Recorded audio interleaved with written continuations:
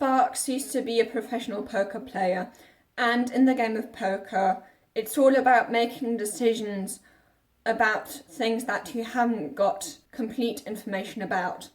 And also in life, it is very often the case that we have to make decisions about things that we don't know how it's going to turn out, and we don't have all the information. Which is why, as a professional poker player, he thinks that there are a lot of lessons we can learn about making decisions in poker that we can actually apply to the game of life. Nowadays, he's basically a performance coach, and of course, because he was a world champion at poker, he knows a lot about performance. Today, we're going to go over 5 tips that he uses to be very productive and to perform at our best. The first tip would be to make sure that first you explore and then you exploit. Basically, what he means by that is that when we want to make a decision, we want to first try to explore a lot of options. And then, once we've noticed an option that works extremely well compared to other options, then we should exploit that option and do that over and over again.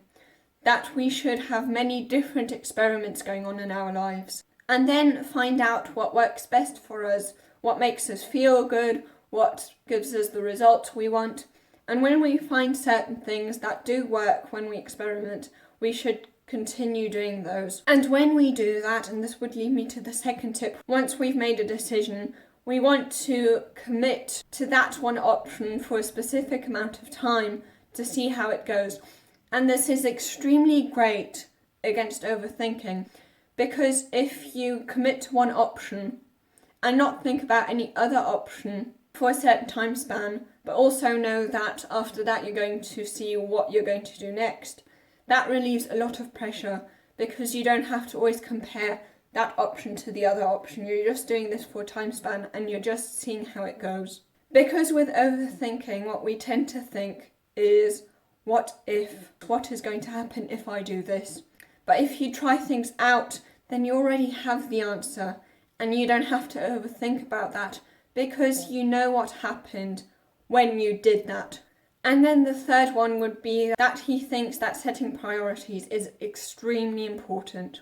When we think about distractions, what we tend to think about is playing video games, wasting a lot of time watching TV, or, for example, watching a lot of YouTube videos. Except for mine, of course, because those, of course, aren't a distraction at all. Now, I have to say, mine could be a distraction depending on what you actually wanted to do with your time right now. If you plan to watch YouTube videos, that's totally fine. Even though it could be a distraction, of course, if you just listen to my videos and you don't apply the knowledge. This information I'm giving you in general, it's only useful if you actually do something with it, because knowledge that isn't used is useless. Chris Sparks thinks that these distractions aren't the most detrimental distractions, because he thinks that distractions that feel productive, that aren't our priorities, but still give us maybe a few results, even if those results aren't the ones that we after most. Since they feel productive, we often don't notice, whereas when we're watching TV, we immediately notice that we're not doing what we basically want to do with our lives. And that's why Chris Sparks, as a performance coach, often talks about how he will ask them to write a list with all their priorities, ask them to do only 3 things that will lead to them actually achieving the results they want the most. And what often happens is that he will ask his clients, so how much progress have you made in these 3 things that you said were the most important to you? And then they'll often say things like, oh, I didn't get around to doing it because I was too busy. And then, of course, the question is, busy doing what?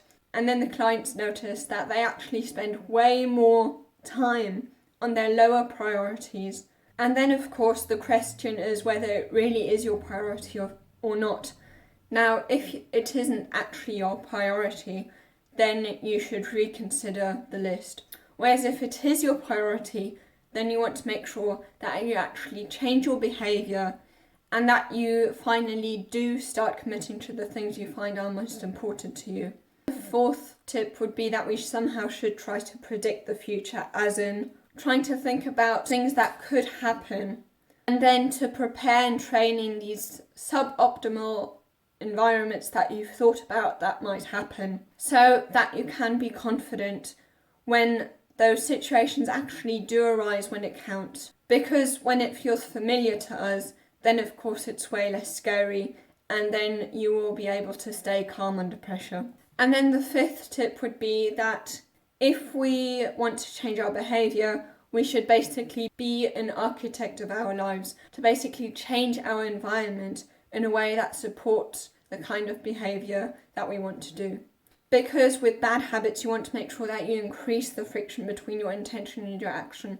And one way of doing that is basically just by making it more difficult for you to engage in that habit. Whereas if you want to make sure that you engage in good habits, you want to make sure you decrease that friction. Now, if you want to know more tips on how to be productive, you can watch this video here.